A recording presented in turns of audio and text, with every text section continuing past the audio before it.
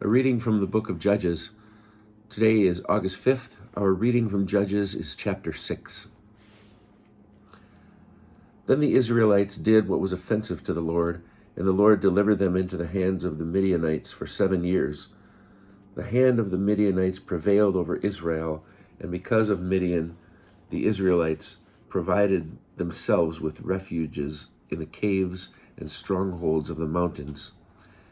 After the Israelites had done their sowing, Midian, Amalek, and the Kedemites would come up and raid them. They would attack them, destroy the produce of the land all the way to Gaza, and leave no means of sustenance in Israel, not a sheep or an ox or an ass, for they would come up with their livestock and their tents, swarming as thick as locusts. They and their camels were innumerable. Thus they would invade the land and ravage it. Israel was reduced to utter misery by the Midianites, and the Israelites cried out to the Lord.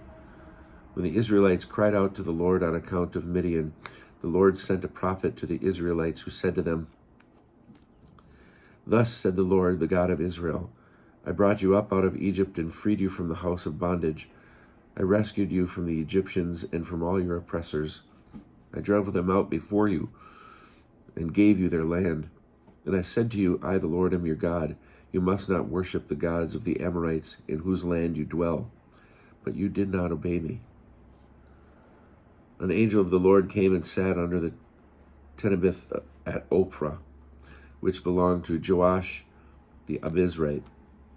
His son Gideon was then beating out wheat inside a winepress in order to keep it safe from the Midianites. The angel of the Lord appeared to him and said to him, "The Lord is with you, valiant warrior." Gideon said to him, "Please, my Lord, if the Lord is with us, why has all this befallen us? Where are his wondrous deeds about which our fathers told us, saying, 'Truly the Lord brought us up from Egypt'? Now the Lord has abandoned us and delivered us into the hands of Midian." The Lord turned to him and said, "Go in this strength of yours and deliver Israel from the Midianites. I herewith make you my messenger." He said to him, "Please, my Lord, how can I deliver Israel? Why, my clan is the humblest in Manasseh, and I am the youngest in my father's household." The Lord replied, "I will be with you, and you shall defeat Midian to a man." And he said to him, "If I have gained your favor, give me a sign that it is you who are speaking to me. Do not leave this place until I come back to you and bring out my offering and place it before you." And he answered, "I will stay until you return." So Gideon went in and prepared a kid and baked unleavened bread from an ephah of flour. He put the meat in a basket and poured the broth into a pot, and he brought them out to him under the terebinth. As he presented them, the angel of God said to him, "Take the meat and unleavened bread, put them on yonder rock, and spill out the broth." He did so. The angel of the Lord held out the staff that he carried and touched the meat and the unleavened bread with its tip. A fire sprang up from the rock and consumed the meat and the unleavened bread.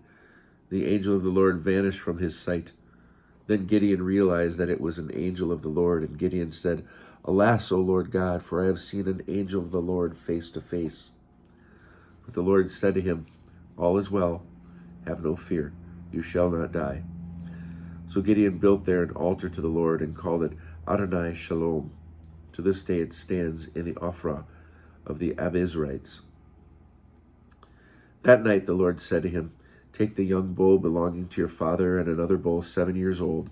Pull down the altar of Baal which belongs to your father and cut down the sacred post which is beside it.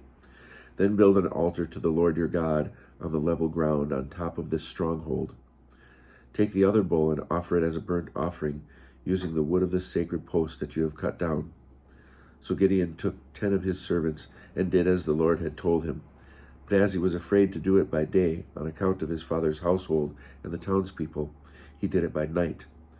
Early the next morning, the townspeople found that the altar of Baal had been torn down, and the sacred post beside it had been cut down, and that the second bull had been offered on the newly built altar. They said to one another, "Who did this thing?" Upon inquiry and investigation, they were told, "Gideon, son of Joash, did this thing." The townspeople said to Joash, "Bring out your son, for he must die. He has torn down the altar of Baal and cut down the sacred post beside it." But Joash said to all who had risen against him, "Do you have to contend for Baal?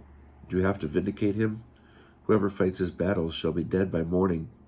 If he is a god, let him fight his own battles, since it is his altar that has been torn down." That day they named him Jerubbaal, meaning let Baal contend with him, since he tore down his altar. All Midian, Amalek, and the Kedemites joined forces. They crossed over and encamped in the valley of Jezreel. The Spirit of the Lord enveloped Gideon. He sounded the horn, and the Abizrites rallied behind him. And he sent messengers throughout Manasseh, and they too rallied behind him. He then sent messengers through Asher, Zebulun, and Naphtali, and they came up to meet the Manassites. And Gideon said to God, "If you really intend to deliver Israel through me, as you have said, here I place a fleece of wool on the threshing floor. If dew falls only on the fleece, and all the ground remains dry, I shall know that you will deliver Israel through me, as you have said." And that is what happened. Early the next day he squeezed the fleece and wrung out the dew from the fleece, a bowl full of water. Then Gideon said to God, "Do not be angry with me if I speak just once more. Let me make just one more test with the fleece. Let the fleece alone be dry while there is dew all over the ground." God did so that night. Only the fleece was dry while there was dew all over the ground.